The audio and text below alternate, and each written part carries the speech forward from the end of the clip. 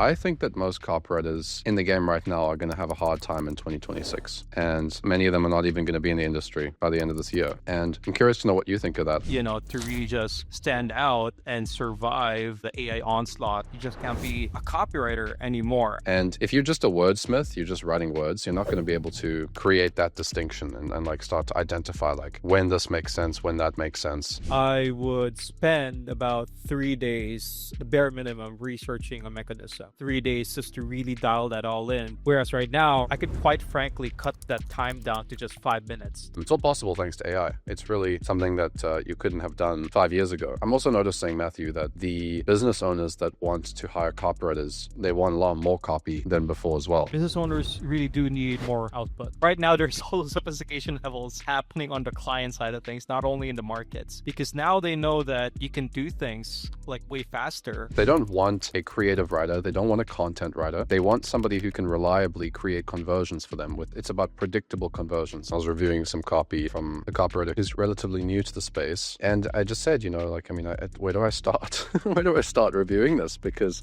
it's just missing everything everywhere. It's missing everything. And it's just because there's these serious skill gaps. The copywriters are not getting those core skills. And that's where the value is. I think that's where you start to break away from the pack of other copywriters, is if you have these proven things that you do again and again to get results. Next year is going to be a year. It's going to be very good for us as copywriters, but not so good for the guys who fall behind. That's true. If you don't know why you're writing what you're writing, or you don't know strategies to actually get the most out of your copy, then you're going to be dead in the water. So definitely the best way to just survive is like knowing. So today I'm here with Matthew Salcedo. Matthew, thanks for joining me. A pleasure. I'm looking forward to this conversation because, we've both been in the game quite a while, and we're both using AI, and we both changed the way that we do what we do to adjust for, how businesses are hiring copywriters and treating copywriters today. And I thought, you know what, let's have a conversation. Let's show copywriters watching on this channel what it's looking like right now to actually do what we do and make a lot of money. And if they're not making the kind of money that they want to be making, the kind of things that they need to start thinking about to make that shift so that they can go from, 5 to 10K a month to maybe more consistent multi-six-figure income, and have that stability and not be so worried about, like getting replaced by AI or something. So yeah, let's dive right in. Right. So we were talking just before we started recording. You were telling me about how you spent a few days in the past developing a mechanism, and now it's not so hard to. It's easier. What were you talking about? Right. So we were talking about systems, right? And how we would do things in past in contrast to how we do things right now. And in the past, right, when I was still writing for a lot of ClickBank offers, I would spend about 3 days, the bare minimum, researching a mechanism. And there's also researching about, the ingredients, the benefits of the ingredients, how it plays the mechanism, how it plays into the big idea. And yeah, it would take me at the bare minimum like 3 days just to really dial that all in, bring it all together to create something that actually makes sense in front of, the eyes of the public. Whereas right now, right, like with the amount of tools that we have at our disposal, from like, ChatGPT to Perplexity, I could quite frankly cut that time down to just 5 minutes, 10. Like That's I have a crazy. process. Yeah, I have a process right now where I would come in, I check the product, I have a little bit of idea what it is. I, summarize all the different media they've been on, like say Facebook ads, landing pages. I summarize all of that, and then quite literally write an ad in like 10, 15 minutes, get it done. At the same time, I've also spent like researching about the mechanism, and the mechanism actually works. Yeah, like something that took me about 3 days, the bare minimum, right? Sometimes it would take me 4 days, 5 days. Like I was jamming it with my copy chief at that time, and he would always throw it back to me and say, "Oh, this doesn't make sense. This sign doesn't make sense. Oh, the sign doesn't really connect properly." All of that, right? 4 days, 3 days, back and forth, is literally just shrunk to just 5 minutes of research time just with the help of like all Mm. the kind of tools we have right now, like again, Perplexity and ChatGPT. And it just blows my mind how, like, you know, contrary to what a lot of people would say, like how, like today's not really the best time to be a copywriter. It actually kind of is, but it's not just, I mean, at least in my experience, not just being a copywriter, right? Like also actually leveraging other skills like emails, knowing how to actually test and not just be the guy who just writes in a Google Doc and then send it over to your, to your client or your copy chief for them to run it. Yeah, I definitely think that these days it's more profitable. At least we're seeing that data in the dojo, right? My private mastermind.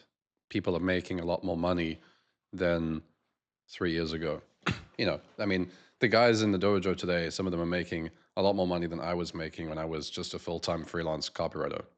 I was, I think I got to like 28K, something like that. And that was also a little bit of marketing consulting. That's managed where I managed to peak out with just writing copy. But then, now there's the copywriters in the dojo, some of them at like 40K, some at 50K. One guy Uh, had a 72K. No, uh, he had a 60 something K month. It's all possible thanks to AI. It's really something that you couldn't have done 5 years ago. And I'm also noticing, Matthew, that the business owners that want to hire copywriters, they want a lot more copy than before as well. They actually like want more copy, which is very interesting because you'd think that, I don't know, I don't know, it just feels counterintuitive to think that you'd want more copy when,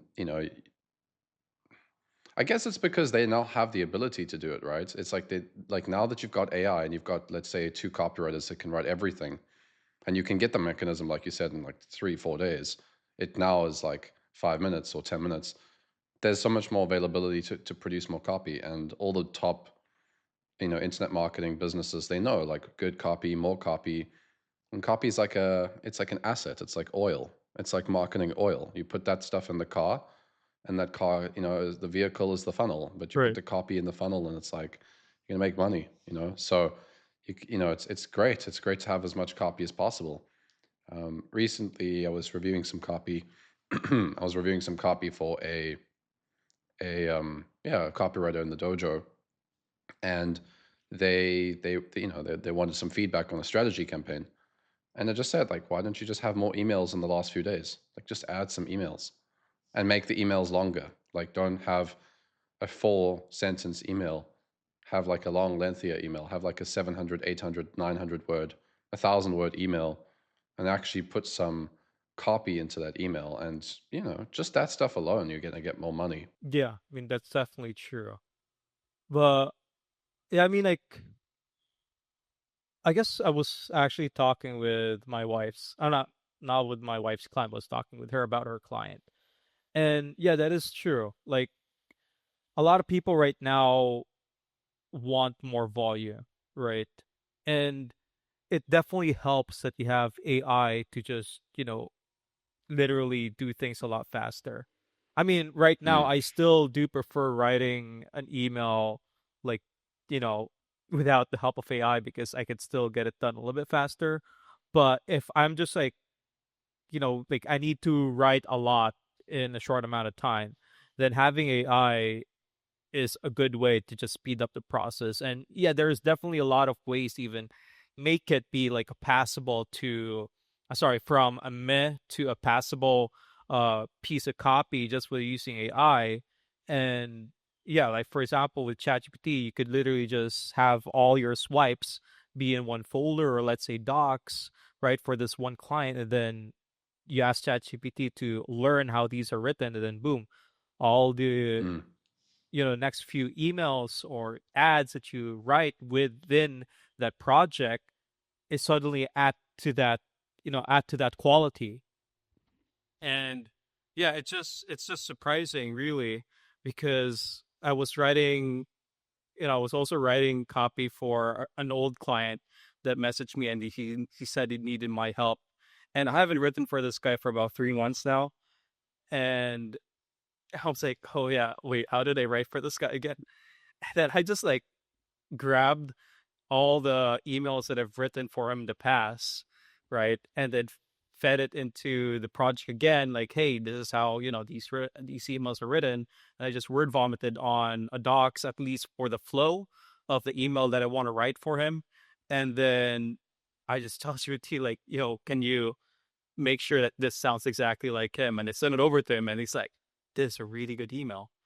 And then I had like a lot of replies from that too, saying how good the email was because of how, it actually sounded truthful, genuine, and people were very excited about, buying the product once the promo drops. And again, it's all because of having the AI, right? Like getting to use AI to learn something, everything from your offer to your market, and also the voice that you need to write in, nailed it down in just literally minutes if you know what you're doing, if you know what type of copy that you need to feed into it so that it would refer that piece of copy. So with all this stuff that we're seeing with AI and what we're seeing with business owners, it does look like it's better for copywriters, but I think that most copywriters in the game right now are going to have a hard time in 2026. And many of them are not even going to be in the industry by the end of this year. And I'm curious to know what you think of that. Like, do you have some perspective on what you think it's going to take for people to be successful in 2026 and beyond? Well, network is definitely, the no-brainer there, like just having people to having people to actually message you, or you message them if they need help. Like for example, like right now I had my past client just message me like, hey, I'll pay you. It's just like, can you write this email for me, write this email campaign, and then that's there and then. But if you're someone who hasn't built a network, then the best way for you to really just, stand out and survive, the AI onslaught, is to actually start branching out to other sets of skills. Like I mentioned earlier, right? You just can't be a copywriter anymore. At least, like, you still can. Like, if you're a really good copywriter, you still can. Definitely, some companies still hire, just copywriting. But knowing, the wheels, or like, sorry, the cogs in the wheel, or cogs in the machine, right? Let's say like a little bit of like the strategy, like marketing strategy, right? How to actually position your brand, how what comes after, what comes after an upsell, what is the email sequence that would match that. It just makes it that when you, let's say you start writing for a client, right, and he asks you to only do like emails, and then you're doing quite well in emails, and you notice, wait a minute, our uh the leads that's coming into the email per month is like dropping, like what's happening? And then you ask him like, hey, yeah, our ads aren't doing good. And then you know how to write ads, how to actually test properly. And then you can definitely just upsell them, hey, like, I actually know how to write ads too. I think right now you look into, let's say you look into their ads manager, you notice that the ads aren't really talking properly with the rest of the funnel, right? Like, it could be like it's not congruent with whatever messaging you have on the back end as well. Then you can fix all of those, and now that that client has just turned into, from 3K, it could be like a 6K or 7K client, right? So definitely the best way to just survive is like knowing why you're actually writing what you're writing. Yeah. Yeah. Yeah, I was talking with my wife again because she has like a client right now who kind of like also treats her not just copywriter but marketing strategist. And then she always just walks to me and just asks me like, "Hey, what do you think?" Oh, like, okay, so literally just yesterday night, she was like, "So our Google's team, like Google's marketing team, told us that uh using VSLs on the front end isn't a good way to get direct sales." And I'm like, in what universe is that ever, is that ever a case, right? Like, I told them that, yeah, maybe at some, in some cases it's like that, but a lot of brands still use VSLs to, scale their offer literally just on the front end.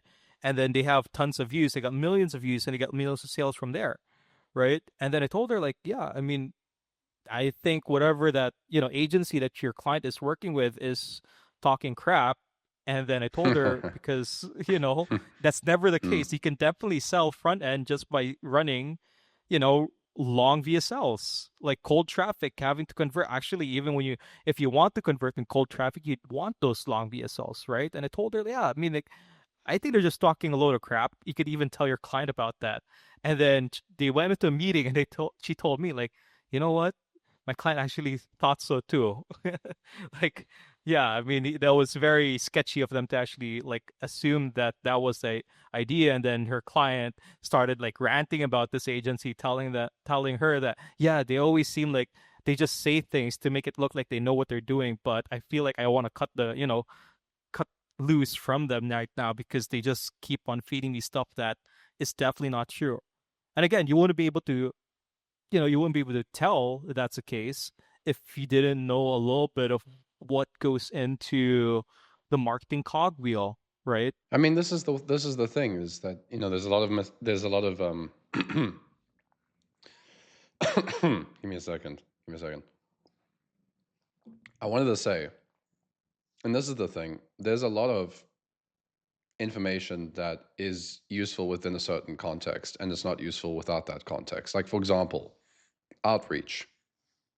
You say, you should go and get a client from outreach. Within the right context, it makes sense. If you're sending an email to somebody and you have a lot of positioning, you have good names that you can drop, you've got some great results, it's probably a lot easier to send an outreach email and get attention.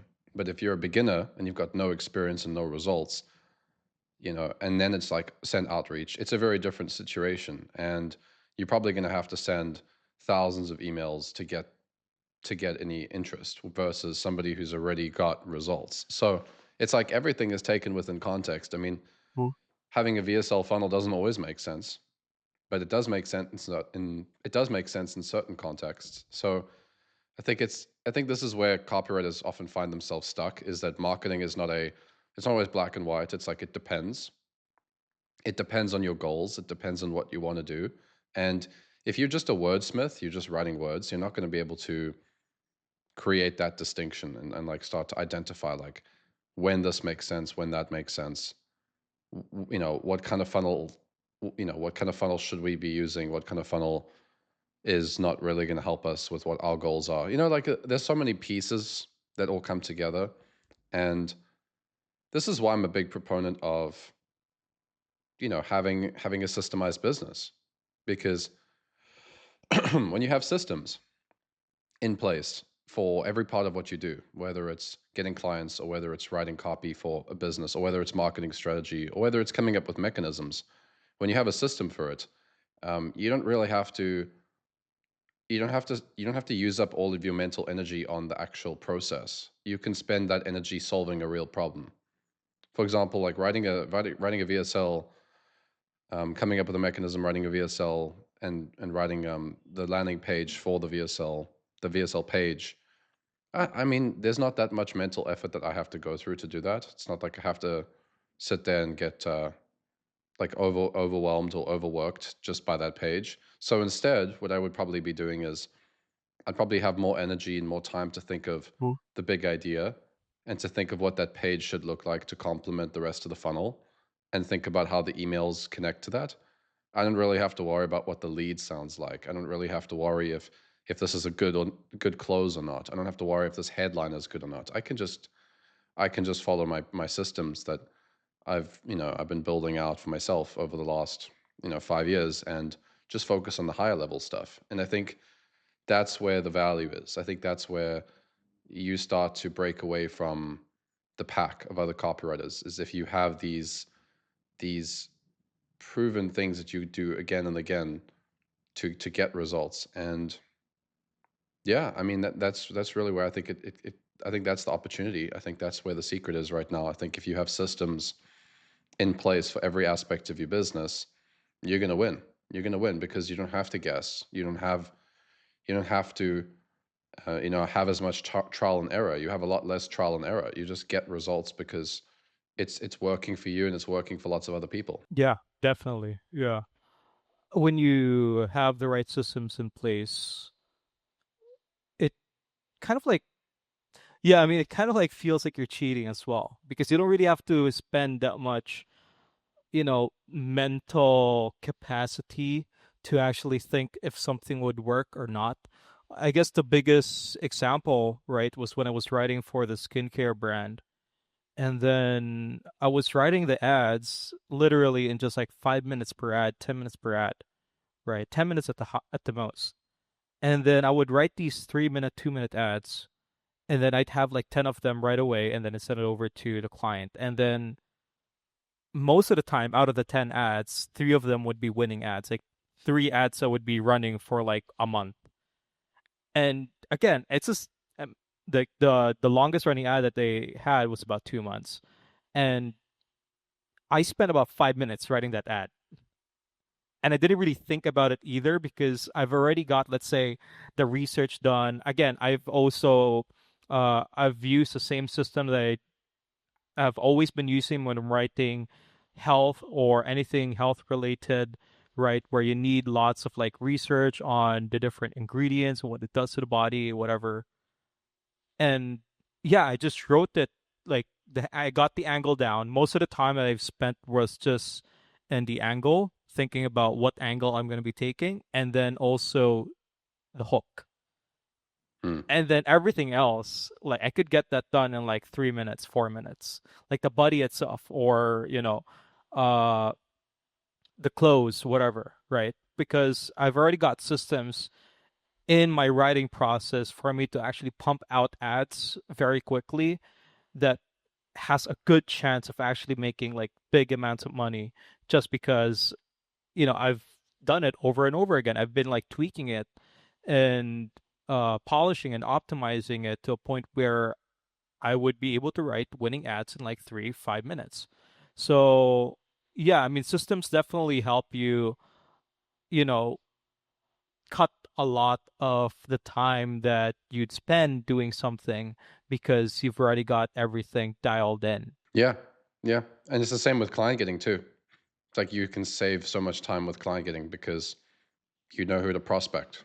You know what kind of businesses you should be looking for. You when you apply for the gig or when you send the email or whenever you however you're approaching the client, whatever strategy you're using, you have a system, you have the best chance at getting it. And that's really it, right? I mean, it's like that's all we're really doing is we're just playing the odds. It's the same with copy. It's like you're just playing the odds. It's like this is my best guess at what the market thinks is, what the market cares about. Here are five top guesses. Let's throw these five, Mm-hmm. guesses at the market and put some money behind them with some ads and see, if we get a winner here. And if you do get a winner, great. If you don't, then back to the drawing board. And yeah, I mean, you've got, when you have ad creative, for example, I mean, you keep running ads. A lot of copywriters that don't have ad clients, they think, it's like a one-time write the controls kind of done. Why do they have to keep testing? Because the market's not frozen in time. Because the interests and the awareness and the things that they're thinking about, we could think of it like sophistication, even technically. It's kind of a bit of sophistication too. It's like what they're hearing a lot of, what they've heard enough of. That stuff changes as the year goes by, and as you spend money, the stuff that's a control today with social media is not going to be a control 6 months from now. Even if it's a great piece of copy, it's just the market's no longer thinking about it the same way. So that's also why I Yeah. think that it's really good to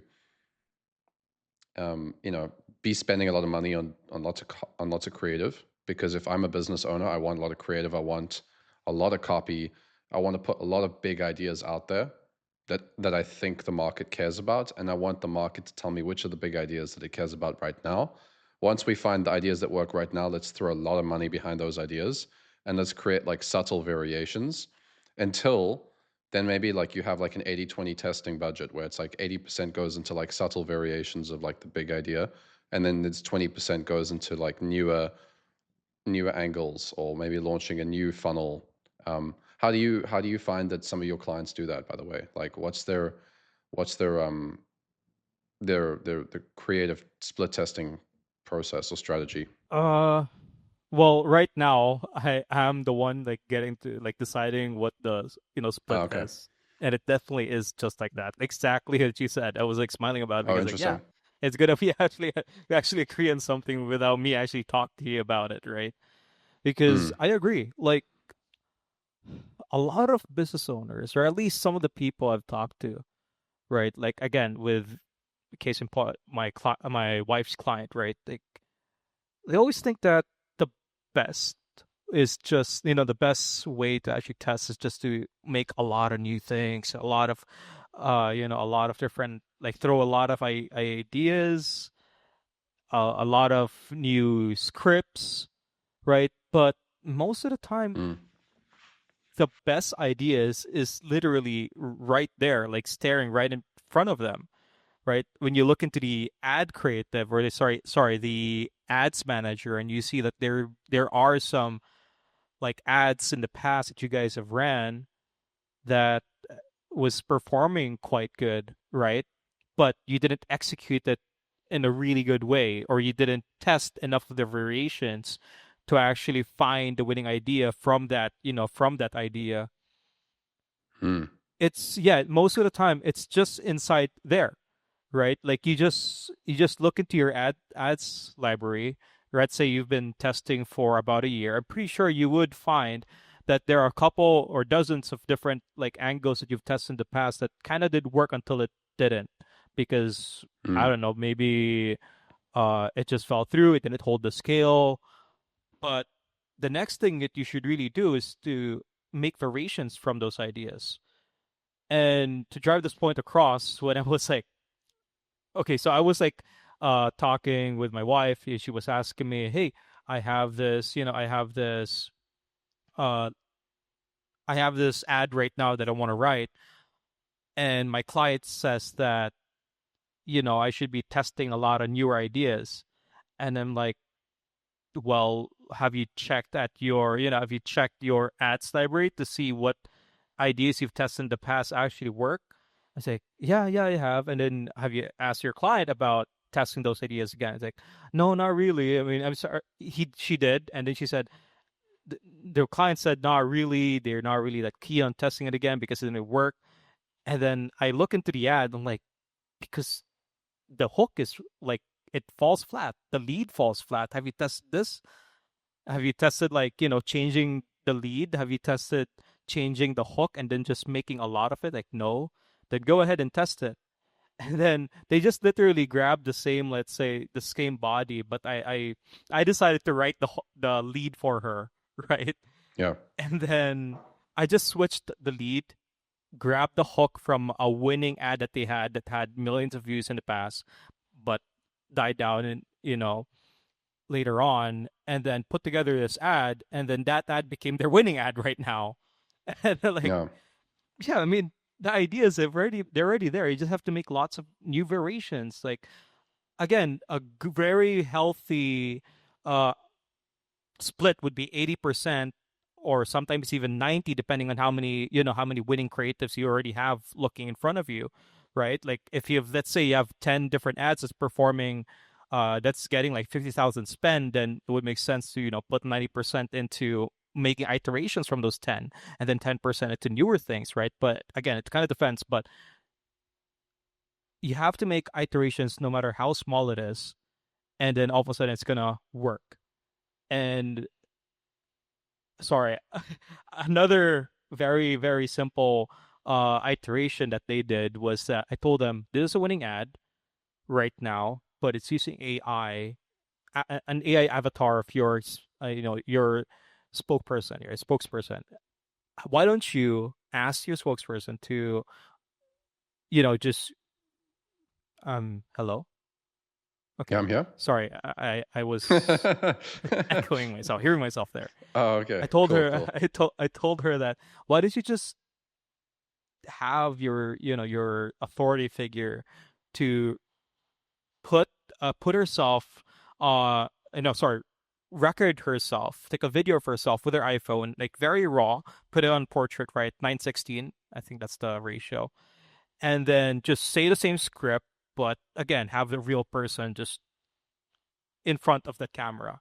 And then they recorded it, they put it together, spliced it together, remove the AI, and then that very same exact script that of that very same exact ad, except for the fact that we were using AI. Sorry, we were using a person instead of AI. Went on to outperform the AI avatar by like four times better in ROAS. Like they were performing, it was performing really well, four times more. And literally, the only change they did was they just swapped the AI avatar with the real person, and then have her record herself on her phone on portrait, and that was it. This is the kind of stuff that's going to be very popular for us. We're seeing this in the dojo, right, where copywriters are applying for creative strategy gigs. That's like the title, creative strategy. It's not always just copy. Creative strategy, marketing strategy, email strategy, lots of strategy, because that's really where we shine as marketers. That's the stuff that you don't exactly, you could give every problem that you just solved there. I can imagine AI might be able to try help somebody with that, but like it's just so much easier if they know what they're doing. Because most of the best businesses, they don't need new creative, do they? They just need split tests of existing creative, or they need to edit some part of it. It's like you don't want to sell a client a VSL for $20,000 if you just look at the data. Maybe you just need to rewrite the lead for 4 grand or something. Like, I'll rewrite you the hook and the lead and give you a couple of split tests of that, and we'll start there. That might actually be all that they need. Like you said, it's like all you did was you change that lead and that hook, and you put the same body back. You put the same body that was like the good body you liked. You took some proven lead. That's the control, or that's the winning ad right now. So you know that's also something I see a lot of copywriters look at and approach from, like, it's so binary. It's like, I'm either going to write you the whole thing or I'm not going to write anything. And that's not really how it works. It's much more about writing pieces and writing stuff that's, yeah, writing variations of things. I think that's where the market's moving. I think that the market has also changed in terms of how you get clients these days. I think that the way that I used to see people get clients is very different to now. I see people getting clients more from applications than I do from outreach, for example. I don't see outreach as effective as it used to be. If you have really good names on your CV, or really big names you've worked with that you can name drop, I think you will still get a lot of results from outreach. But most people that are doing outreach, they're competing against like thousands and thousands of BizOp copywriters. That's the competition, is just compete with thousands of BizOp copywriters. It's hard. It's hard to get attention like that. And then how do you find the business owner that actually wants to work with you right now? That's always been a challenge with outreach, is if you approach somebody cold and they've not said that they're looking for a copywriter, half of it's like a 50-50. It's probably even more. It's more like 80-20 coin toss that they even are looking for somebody right now. So the chances of you actually getting the gig is low anyway. Even if they don't have anybody else sending them a cold email, they might just not be needing somebody right now. So now we're here. We're in the last quarter and a half of last few months of this year. We're like, what is it? By the time we release this will probably come out on, this is early August right now, but it'll probably come out like in a week or two. So like mid-August. So, people are not hiring as much right now.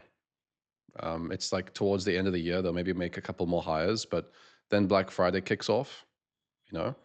Um, once you got the end of the year, then it's winter time for the Northern Hemisphere. They're gonna preserve resources psychologically, like sit back and, like conserve and just sort of see how the year went. They're going to make different decisions in 2026 for their business. They're going to make different decisions. I think business owners know the limitations of AI. I think many of the top guys, they know what the limitations are. They've been going at this for years. You just have to buy your way into one smart Right. mastermind if you're a business owner, and you probably know how the best guys are using AI. It's not like secret. And and they know. And so I've been saying this, and I said this in the previous interview I was having with Fotis last week, and I was just telling him, I think that so many copywriters are going to have to quit. They're going to have to quit because they're not becoming creative strategists. They're not really leaning into the skill set that they're supposed to be leaning into. It's not about writing words. It's about understanding what you've been talking about. It's like you have to know what that stuff's all about, and you have to be able to adjust.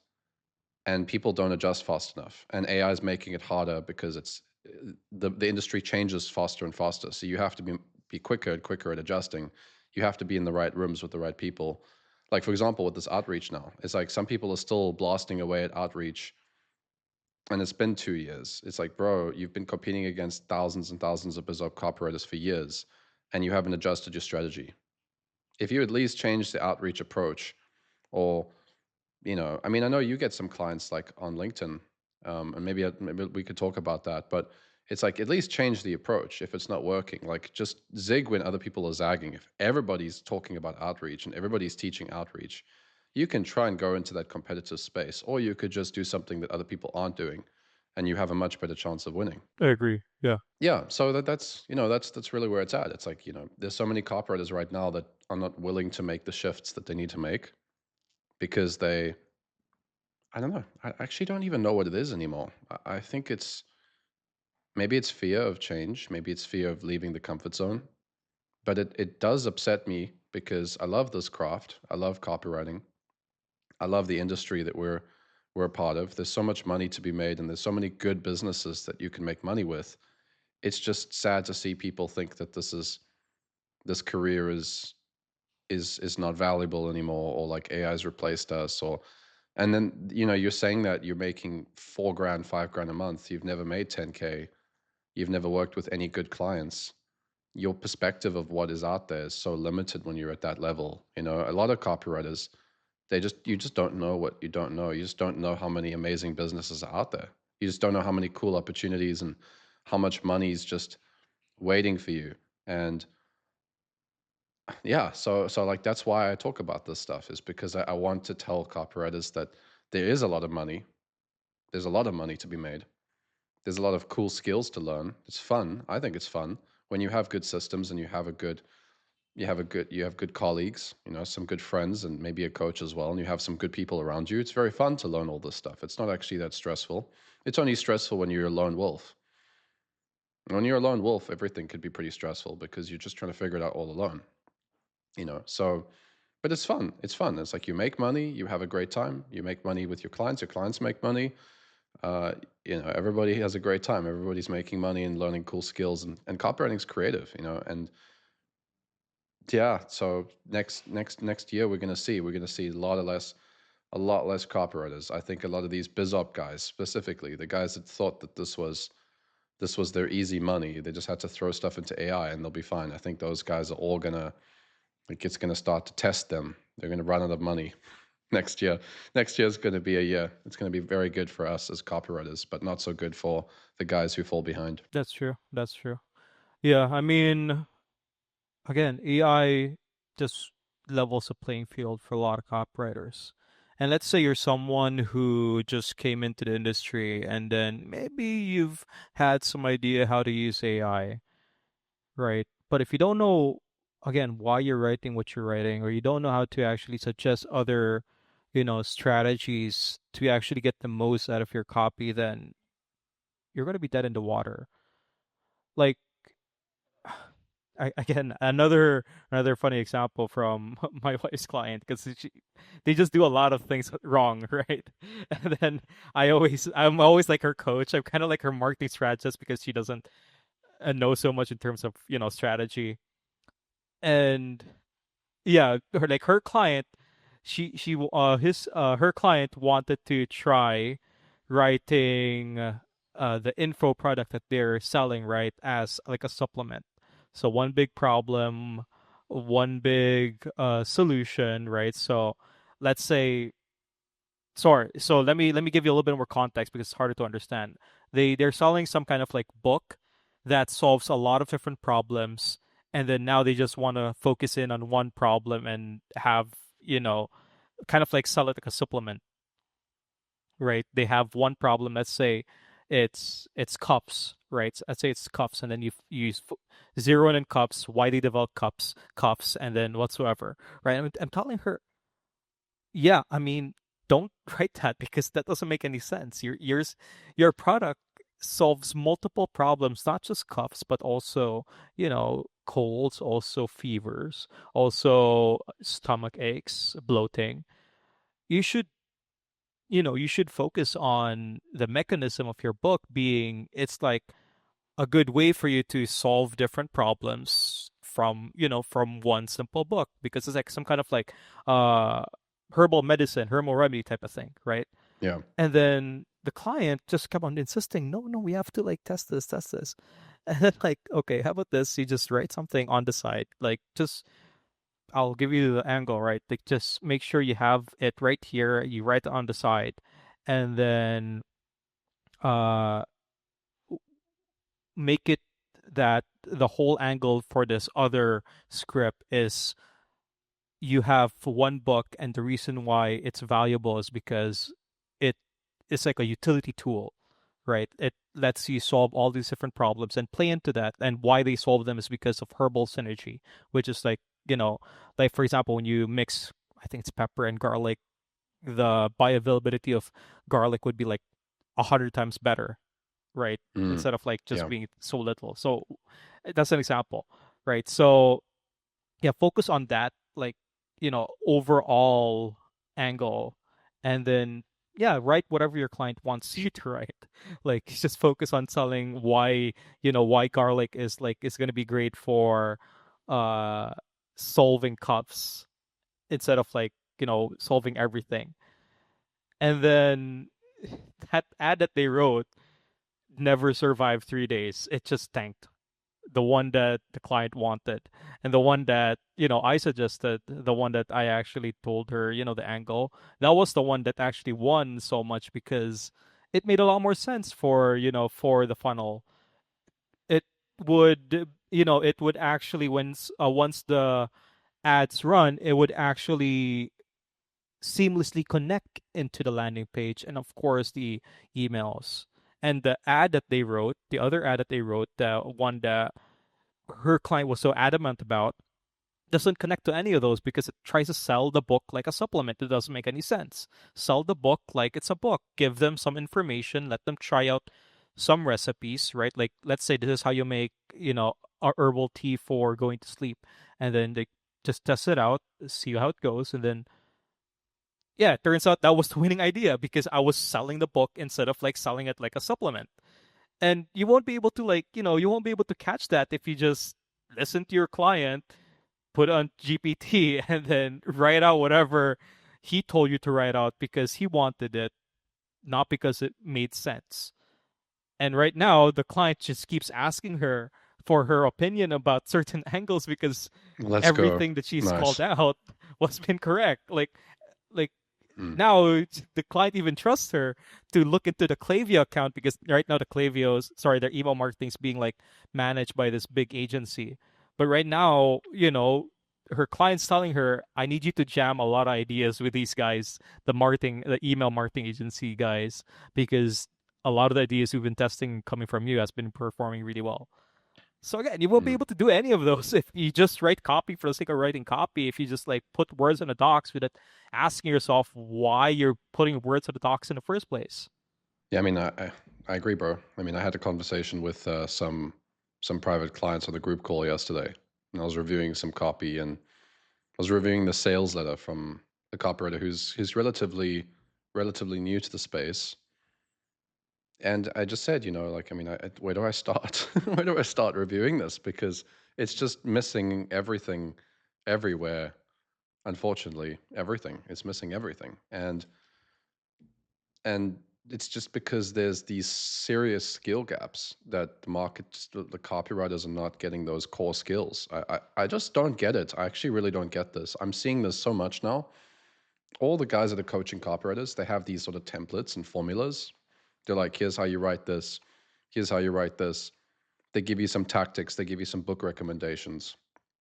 Who teaches Who's teaching how to create a congruent marketing message from big idea all the way to the offer and actually the close, like for full, like the depth of a webinar, not just an email, because an email you can get away with just sending people to a click. You don't have to actually do the conversion process.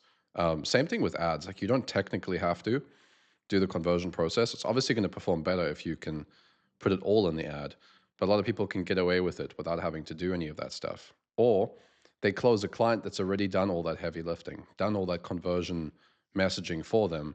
They're just kind of swiping from the core funnel. I used to do this for a long time, like 2-3 years of my career. I would just pull the big conversion the mechanism in health, like in BizOp, it's like the business model, I guess, or like why the business model works. So I guess that's a mechanism. Um, relationship niche, it's like the approach or the philosophy or, whatever word you want to use, just whatever thing that creates the big belief that shifts people, you know. Um, no one teaches it.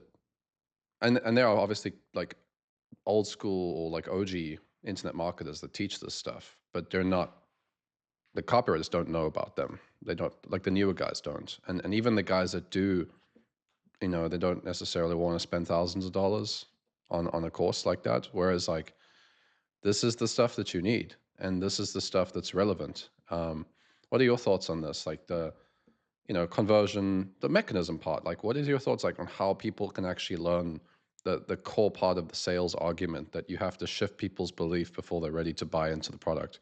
Where can you learn that? How do you develop that skill? All that stuff. Well, obviously a great bias would be here in dojo. You get to learn a Of lot of course, that yeah. stuff, right? Yeah. Yeah, but if you really just want to like learn it, you actually have to read a lot of different things and figure out why they actually work. When I started out, my previous mentor, right, my first mentor actually told me not to write in templates, never to use templates, and he was so adamant about it, like we're not going to use templates here.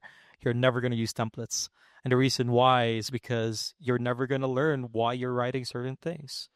It's he has this term. It's called like the neural synapses, right, in your brain. It's like when you're riding a bike. When you're riding a bike the first time, you're thinking about a lot of things. You're thinking about how do I balance this? How do I turn this? And you fall multiple times before you actually finally get it. Something clicks and boom. Now you can actually ride a bike while you're on your phone, or you can drive the car while you're on your phone. But the first time it's always so difficult because you're thinking about all these other things. You're thinking, oh, do I overtake, this person? Do I, when do I put my when do I put my turn signals on? But later on, you're running at an autopilot, and the reason for that is because those neural synapses that you've established doing the thing over and over again, and that really just comes from, again, having experience working in, like, say, an agency. That's one way to actually develop that kind of like neural muscle, right? The mental muscle, brain muscle, right? Because you get to do it in lots of reps. Because when you do it for the first time, like for example, you and me, right? Uh, we can say an ad out loud. Like we can talk copy. I know we had this we had Yeah. this like Yeah. conversation the Yeah. last time, right? Like once you've written so many things, you can't help yourself but talk copy. Like you start enumerating things in threes. You start, questioning Oh things, no. belief shifting people when you try to convince them Yeah. without even knowing it. Like, oh man. But yeah, you won't be able to do that unless you've done it enough. Like if you've, again, just like the analogy of riding the bike, you're going to be thinking about what you need to do next, what you have to say next. If you're doing it the first time, but you've done it the 50th or the 100th time, it just clicks. And once, again, it's just ex- experience compounds in multiple ways in this graph, where you can cut a lot of the time that you need to come up with something great in literal minutes compared to the hours that you spent back then, because you've already established a neural muscle to know that, oh yeah, this idea will work for sure because I've done it. I've seen it work multiple times. So then, okay, we've got an interesting situation, right? Because we've got the camp that like loves AI, And I mean, Mm-hmm. I love AI too, but I'm talking about the guys dependent on AI. Okay. So you got the AI dependent copywriters or like aspiring copywriters. I don't know how many of them actually follow us, like on my channel. I feel like that's like more of a biz op group. So they're kind of lost already and they're kind of trying to figure out the skill. Then you have the guys that are also copywriters who are actually making money. This is the kind of people that, you know, you watch, maybe you're probably watching this video, you have a client or two, you're making some money, you're trying to integrate AI into the process of what you're doing, but your skills just don't seem to be enough to get the attention of businesses, or there's just some sort of gap between, you know, where you are right now and closing that big deal that's going to either get you the 10K or get you the 15K or like help you get over the, there's this there's this gap, you know, there's this gap between like struggling copywriter, you break through that gap, whatever the niche is, and then on the other side of that gap, then you get referrals, then you're getting deals, then you're getting up, you're able to upsell clients, you're working with the right clients. There's like this gap, you know, and those guys are trying to those guys are trying to break through. And you know, I think that one of the skills a lot of them don't have is this understanding of how to create a conversion message. We can call it whatever we want, the big belief, being able to shift the belief. Some people call it the marketing argument, the marketing thesis, the the mechanism. I call it the big belief because I just think it's a big belief shift. Ultimately, it's like whatever somebody, what's the big belief that they need in order to be um, ready to buy the product or to buy into the offer, is that they need that one thing, right? Whatever the offer is. Um, so you got these two camps. You got the AI dependent copy aspiring copywriters. You got the guys that have the skills trying to integrate AI. And you know, how do you kind of get both those things, get the skill and also get AI and also break through? Is it even possible? I think it is, because what I'm seeing in the dojo is we have combined them. And we go back to systems for a second. It's like we've combined AI, we've taken our skills, we've taken AI, and we're following proven systems. You know, proven. Yeah, yeah, no worries. Um, oh, we got a little tech issues here. Yeah. All right, so we had a little tech issue there.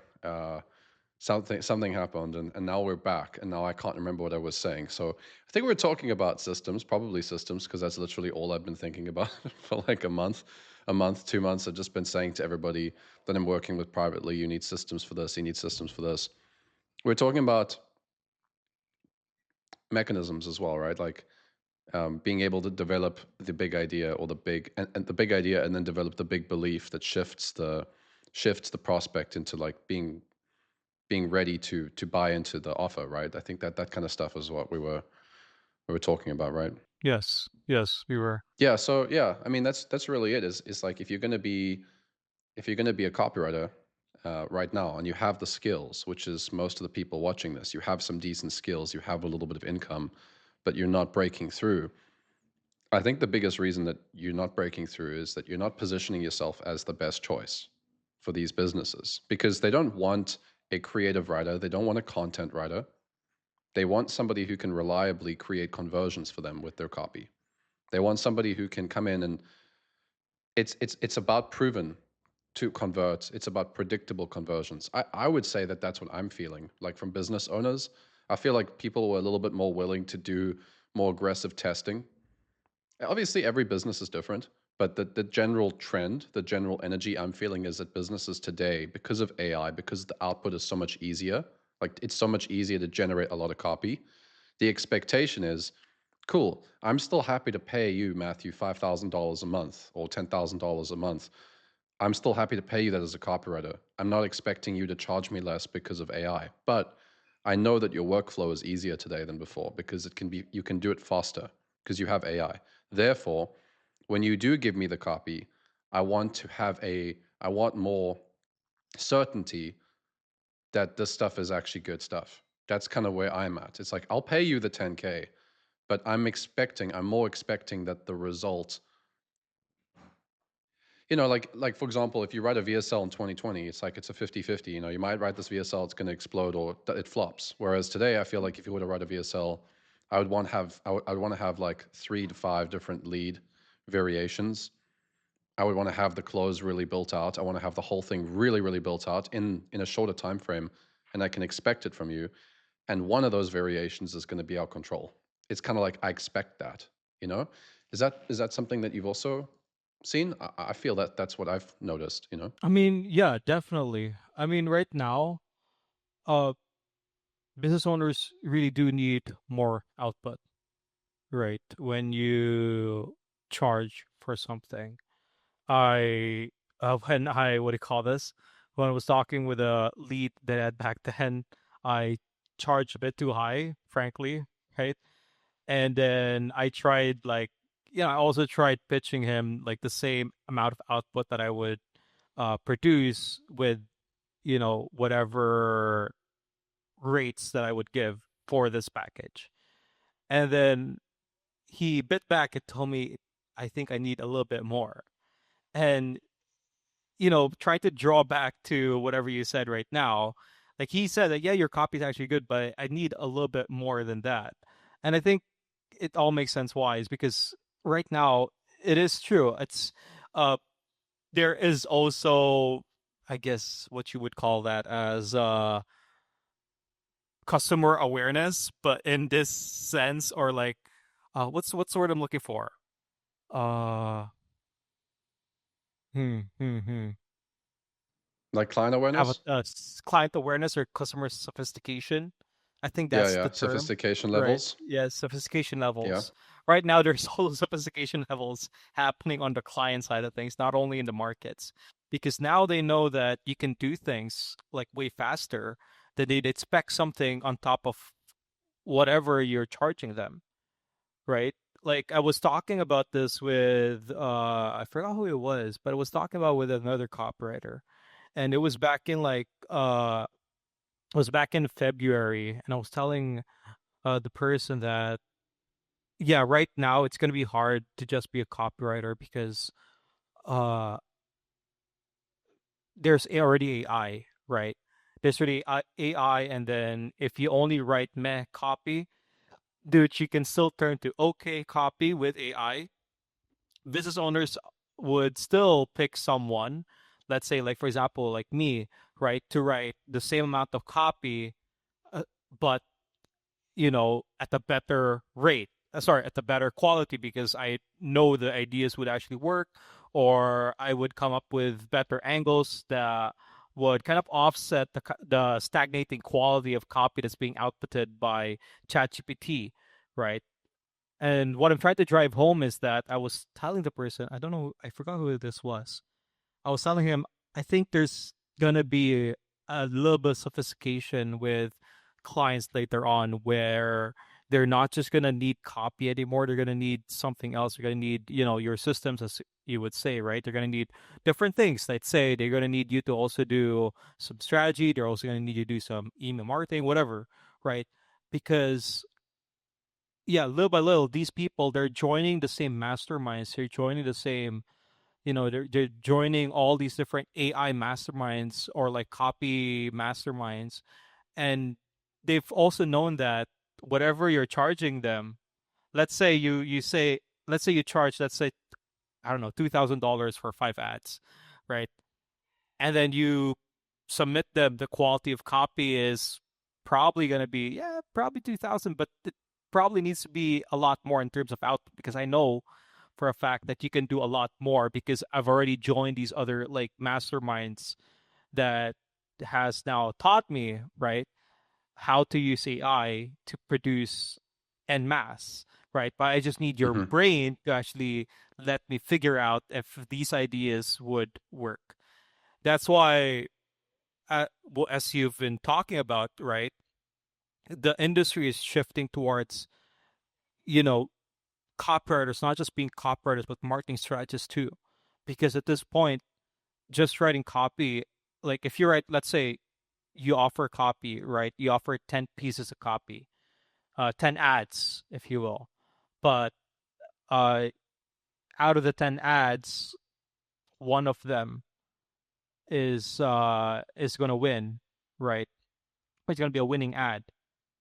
And then that took you about 1 week to write because that's only the amount of ads that your clients can test with regards to the budget.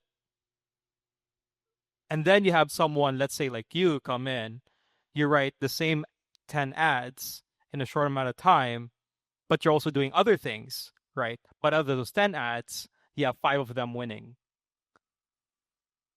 Then obviously I'm going to pick you, even if, let's say, you only spend 20 minutes, I don't know, not 20 minutes, probably like an hour writing those Hmm. ads, whereas compared to hiring someone full time to write copy, to write 10 ads, right? And then only have one winning ad from it. I think what I'm trying to say is that no matter how many ads that we can produce, right, it would also depend on how much budget our clients would want to put into our ads. And it would only make sense that they would put, budget into ads that actually convert, even if it comes from someone who does a lot of other things, because he just has a lot of different things on his table. Let's say, for example, with you, you're able to do email marketing, you're able to do uh, upsells, downsells, CRO, whatever, right? And then you're also able to do the ads on top of this that you charge, let's say, I don't know, $2,000 because you can just write it so quickly. Yeah, that makes sense. Well, I mean, that's exactly what we were saying, right? It's like you're saying essentially, if I'm a business owner and I've only got X amount of resources available to me, why would I go for a copywriter that's, let's say, a dedicated copywriter who's going to get like, I don't know, 1 out of 10 ads convert when they can work with me, where I'm going to give them the certainty that they're going to get more conversions, they're going to get more winners. And you know what would happen if I was doing that project? I would probably get that winner. Once we figure out the winner, I would take the 9 that didn't win, and I would most likely change the leads of all those other ones to reflect a similar lead or a similar style to the one that's winning, just to test if maybe those ads didn't convert because the hook wasn't so good. But now they have a winner, and they have 9 additional ads that are like very close to what the winner is right now, that they can already start split testing. And then it's like it's almost zero effort from me. It's an extra hour to tweak all those leads. Or I mean, it takes me a little bit longer because I like to sit with the copy and read it out loud quite a lot of times to like really get the flow. So I'm not like the fastest writer when it comes to using AI, because I prefer to probably just do that myself, sit there and write it. But so the copywriter one goes in there and charges $2,000 for 10 ads. One converts. I go in there and I charge for 10 ads. Maybe two convert, and then I give them another 10 ads afterwards as a bonus with the optimized split test, or like the winning data. You go run these now. And by the way, I noticed that you've got this working. This ad's converting. Why don't we create a why don't we change the headline on the VSL page to reflect that messaging, to keep the big idea congruent?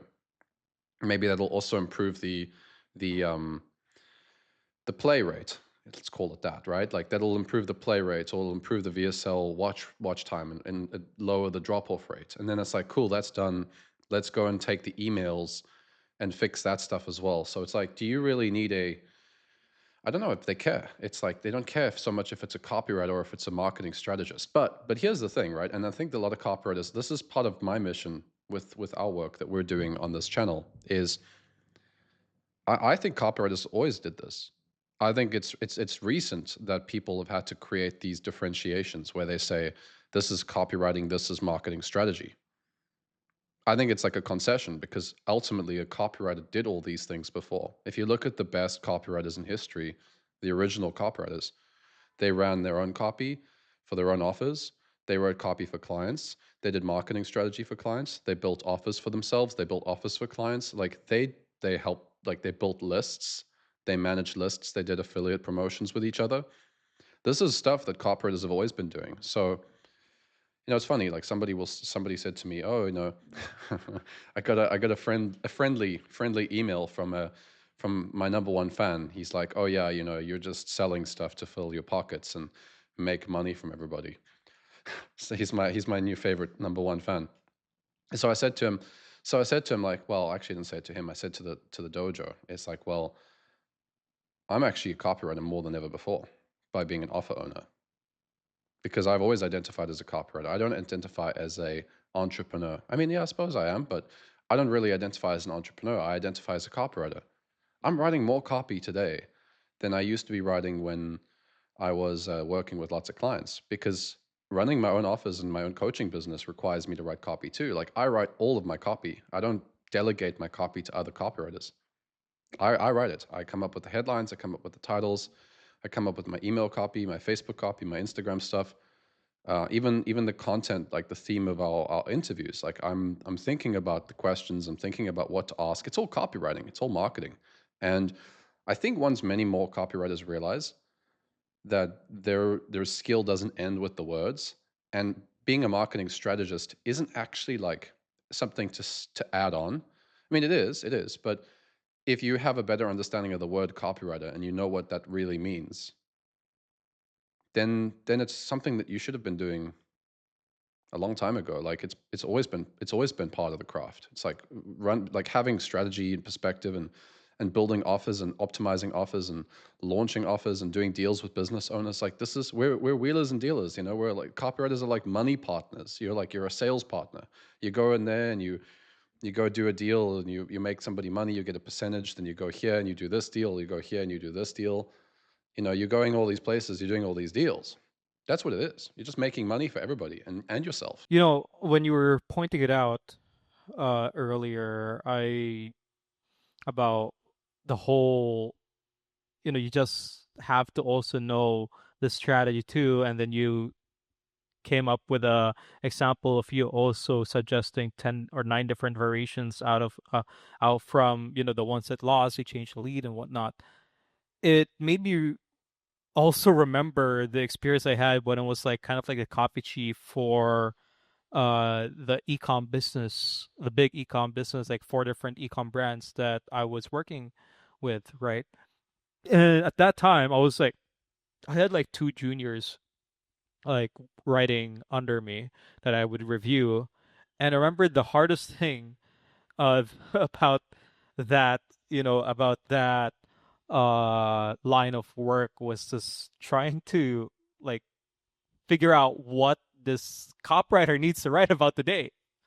Like he would like ask me like, "Yo, what do I write today? I don't know what to write today." I'm like, "Wait, let me get back to you. I'm just filling up, a lot of the administrative tasks right now. I'll come up with an angle for you to write about."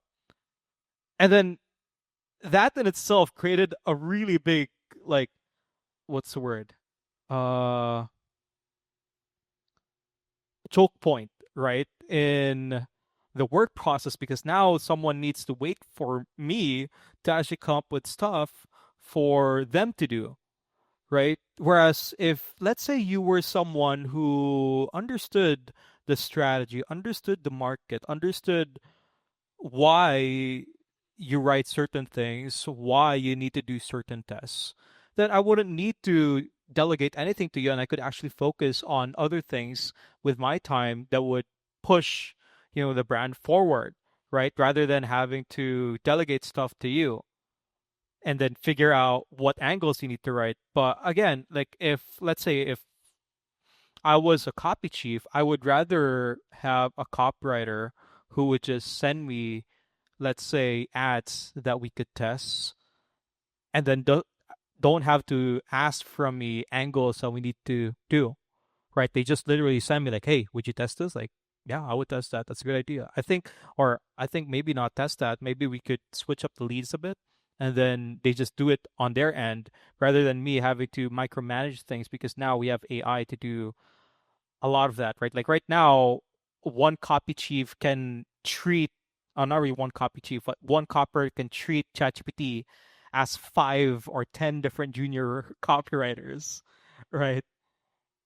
Which Hmm. is why, again, driving home the fact that you really do need to have a little bit of like understanding on the strategy, because by then that's less work, right? That's less mental bandwidth that someone above you, let's say your let's say it's your chief marketing officer or your client or CEO would would need to worry about. They just literally let you do your thing, and then all of a sudden, oh, we have money coming in. You just make money for them. You don't add more work. You don't you don't become a cart to push. I think Yeah. that is Yeah. that it is that's it. Yeah, you don't become another cart to push for them to work. You just Mm. become a machine, a car that drives on their own. Dan Martell talks about that. He's like the push versus pull employee. Mhm. And it's like you know, if you have an employee that you have to push, it's not a very great experience because you're always pushing them and pushing them. You want an employee that pulls because they're coming to you and they're saying, "Hey, I want to do this, this, and this. I'm working on this and that. I need this from you. Can you please get that for me? Like, I need to know like what the previous data was. Can you give me access to the CRM or whatever?" You know, and then you've got this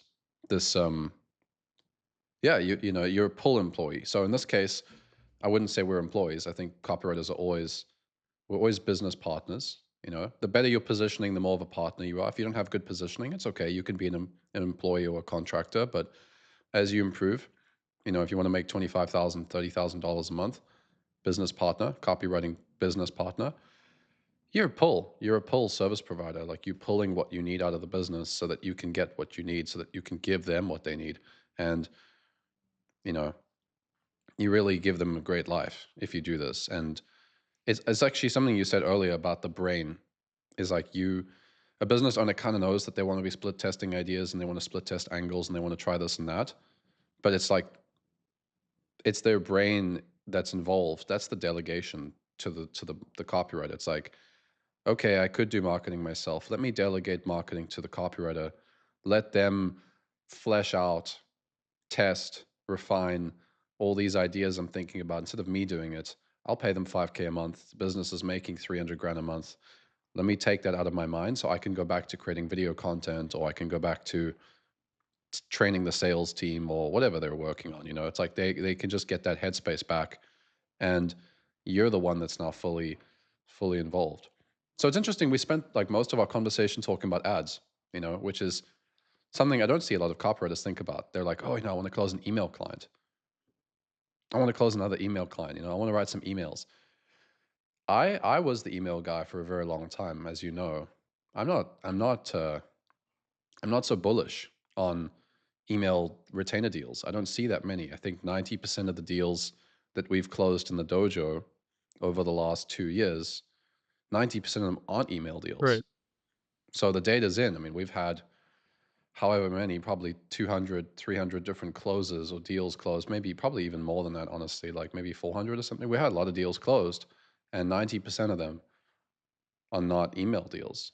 So the fact we're talking about ads kind of gives you also an insight if you're watching this.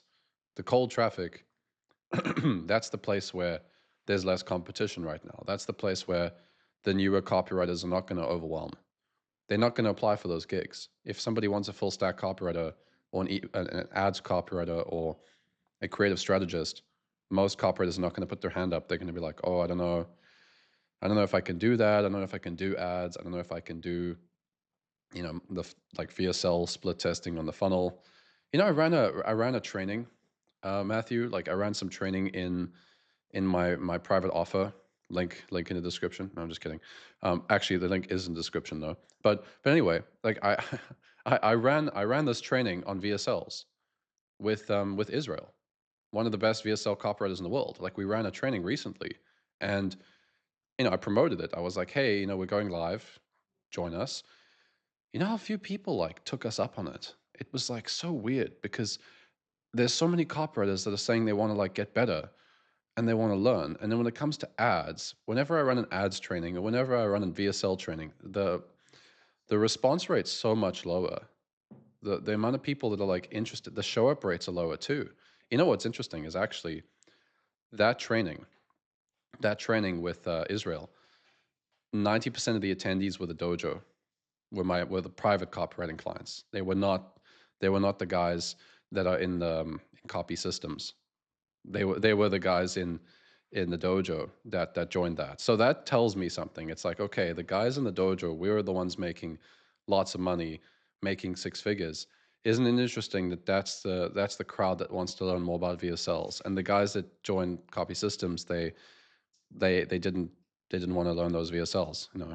So I'm gonna have to do something in my marketing to show people that there's more value in VSLs and you know and ads. But yeah, I thought that was a very interesting little thing I noticed. Yeah. Yeah, that is interesting.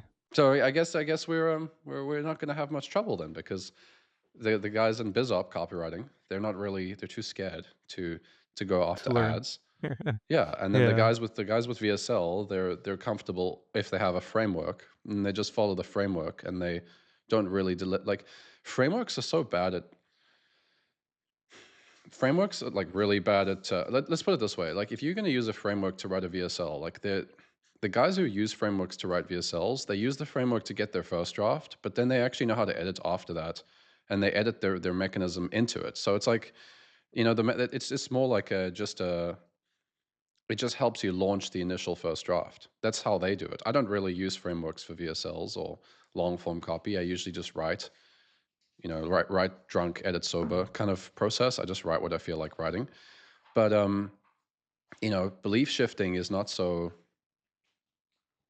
Yeah, it's very difficult to create a framework for it because it's like it depends on the belief that you're shifting. Because if you're shifting a belief like a business opportunity, and you're trying to tell people like AI is the best way to go, if you try use the same belief shift structure as the health space, you're probably gonna like have a very like weak belief shift. Like the shift is not going to be that compelling because it's not like that approach, that belief shift approach doesn't come from the same industry. Also, the emotion behind the shift is like if you're selling to a market of fear versus a market of aspiration, like the hair loss market. I see a lot of these hair loss ads at the moment, right now. I think it's quite aspirational. They're like, damn, there's all these products right now that are like changing like technology's advanced, the medical industry's advanced. Now I don't have to go get like a hair transplant. It's like it's aspirational marketing. Whereas, let's say copywriting, if you were to say today, oh, here's how to close copywriting, 3 to 5K a month copywriting deals, people are like, oh, I've kind of heard that. I think most of the market right now is a bit more in a state of fear or concern about their career. So it's like it's also that it's like you use frameworks without taking into the account the emotional approach that you're coming at the market with. It's like that's also going to change how you shift the belief, because in a fear market, I don't have to necessarily change the belief. I just have to increase the doubt. It's like, hey, look, I don't know if I can't tell you what's going to happen in 2026. I can't tell you um, if AI is going to replace you or not, because I'm Yeah. not a fortune teller. But what if it gets stronger? What if it does get better? Are you ready if it does get stronger and like it does replace copywriters? I'm not saying it is, like for example, in that example there, it's like I'm just saying like, are you ready? What if it does get better? What if it does threaten you even more? That same like approach to the belief shift will not work in a market where it's aspirational. So I think this is the kind of stuff people need to get into. I think, like if you're watching this and you're really serious about having relevancy for your service business in 2026 and beyond, you need to get better at this belief shifting. You need to get better at building cold traffic copy. You need to know how to write ads and how to write full stack. There's email deals on the back end. Once you close those clients, you can take over the email, and that can be your retainer. Your ads and your email can be the retainer, and then maybe you get another retainer from like CRO optimization for the funnel. So there's a lot of retainer work. It's not like you're not going to get a retainer when you do cold traffic. It's not like 2020 where it's you build the whole funnel for cold traffic and it's a one-time project and done. They need recurring creative. So it's like it is all retainer. You just have to learn those skills. And that's where AI is not gonna catch you, because when you do this, like we just talked about, like AI is not taking into account the emotional angle. AI is not taking into account how the big idea ties into the belief that you need to shift. It's not taking into account how the belief shift directly connects to the offer. It's not rationalizing. It's just using predictive language. So the beginning of the sales message that AI writes, it's not considering, down here, it's not thinking about this copy. It's just doing predictive text. It's like what comes next? What's the most logical thing to add next? It's not what's the next thing to add based on what we've already talked about. It's just in general, like what's the next thing to do? So, that's where they should go, I would say, if you're watching this and you want to be relevant. Yeah, definitely it's true. You know, it's a good thing that you also mentioned that, because when I do write copy, let's say it's a copy that I really need to, you need to work, that I need to make sure, let's say it's a test copy, right? No, just quickly What? fix your camera. I think let's just Okay. quickly, let's just get this Okay, there right. you go. That's okay. We can just cut. Okay, there you go. Well, we should just keep it in. Okay, We should just so show people it's just a regular, casual conversation. There's no secrets going on over here. Yeah. As you were saying? yeah, yeah, it's a good thing to note because when I actually do write copy with I word vomit it. I purposely word vomit it and just have AI be like, the copy chief because flow, even for, even back in the day when AI didn't exist, the flow is definitely one of the most important, if not the most important thing when you're writing copy. I'm not sure if you agree about that. When you get into a flow and you get into the logical ladder, as what you would, as some would say, right? The logical ladder and knowing, when to do the belief shifts, how to do the belief shifts, whatever, right? When you get into a flow, it's like you're, again, copy is like having a conversation. And when you get into a flow, it's not much of like one section after another and section to another, like how, ChatGPT would write it. But it's more so on like, okay, so now that I've told you this, have you thought about this too? Okay, maybe you haven't yet. Have you thought about this too? Right? And the logical ladder just gets built up a lot more naturally, right? That's why, at least in my writing process, when I write copy without the help of AI. I just write it as is, and then I word vomit it. And sometimes I don't know what to put. I just say, "Oh yeah, ingredient section right here," and Yeah, yeah. and then I just continue, and then I just continue. Okay, I need CTA right here. Okay, after CTA, I need to do a close, and then I need to do another close, and I just write out the close as is, right? And then I just give it to ChatGPT, and then, oh yeah, fill in the blanks for me. Just make sure you keep all this, you keep the skeleton in place. It's like you're building up the skeleton of your copy, and then ChatGPT is just there to put the meat and the tissue to make sure it holds together, right? At least that's kind of like where my writing process is at right now, because the flow of my ideas and how I also do belief shifting, I believe it's one of the most important things when Hmm. you're writing, whether it's an ad, whether it's an email, whether it's a Facebook post. If you have the flow in there, if you have, let's say, maybe uh you have already a folder of like different copy you've written for this client, and then you just have the flow, and then you can just say, oh yeah, I just need you to rewrite this or polish it up and make sure it sounds like Matthew Vulcan. And then boom, you have you have something that actually makes sense because the flow is there, the logic's there, the belief shifting is there. It's done a little bit better now because now it sounds like you, right? And yeah, I think that's what copywriters need to learn more right now, because ChatGPT is there to make it sound good, right? That's why, like, as you had always said in the past, an idea is gonna let you write great copy, but if you have a bad idea but great copywriting, it's still a bad idea. And no matter what you do, it's just like, putting a gold foil over, a trash bag. It's not gonna change the trash bag, right? But if you have, let's say, if you could come up with good ideas, you come up with, good angles, good belief shifts, and then you just word vomit it and have ChatGPT just make sure to rewrite it in a way that sounds like exactly how you wanted it to sound, then you're done, right? Yeah. Most of the time, that's the writing process. You just word vomit, and then the biggest, even back then, the most time that you spend isn't in writing it the first draft. The first draft should be the fastest, but rather it's when you're starting to polish the copy.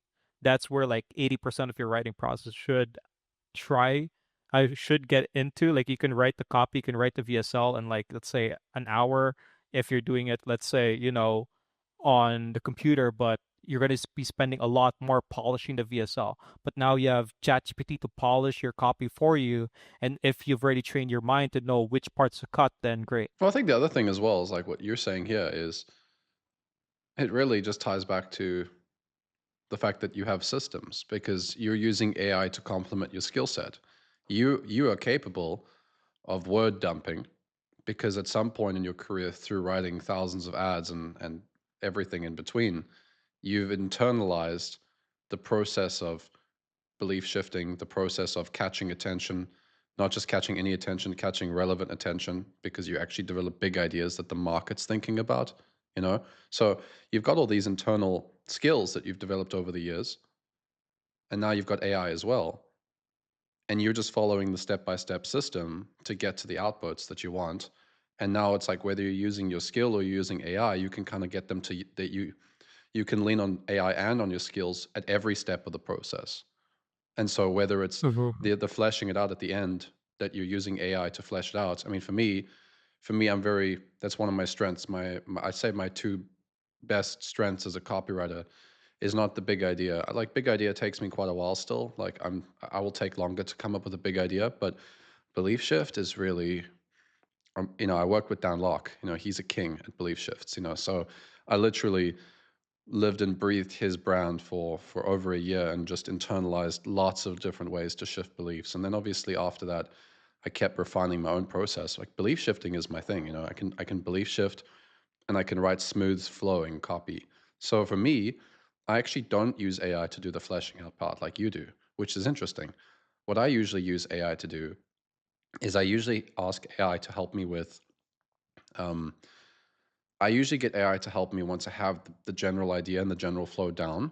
Let's say, like recently, I actually did use AI for this. So recently, I was writing a sales letter, big project, and I got to the close, and I wanted to do a crossroad close, right? And I was like, I want to do this way or this way, and I had the big idea for, you can continue doing what you're doing and get these negative experiences and results, or you can go this way and you can get this result. But fleshing it out was a little bit. The flow was fine, like the general idea, but I want to dimensionalize it. I wanted it to be a little bit That's more true. vivid in their imagination. I wanted them to see like the different variation. And I also had like a lot of ideas and I wanted to make it more concise. So I said to AI, hey, here's my like crossroad close. I want you to shorten it and dimensionalize it. And here's how I dimensionalize. Here's like my training on how I dimensionalize it from copy systems. Go and do that for me. Go and dimensionalize it and also shorten it. And also give me 5 different variations. Man, I've got a very strong close in this freaking sales letter. It's very good. I'm like very happy with it. It's one of my favorite closes, and I did it with AI. So it's like, yeah, no, I know what the process looks like to create a crossroad close because it's in it's actually in I think it's in system 17 or system 16 of copy systems, like the copy systems. So I use my system to build the close, but I've got the AI to help me and I've got my skill to help me. This is, I think, the perfect place for copywriters to thrive right now is you have your systems and then you just use both. And then that way it's like if you're more dependent on AI right now and you don't have the skills, when you have some systems in place, then you can start developing the skills.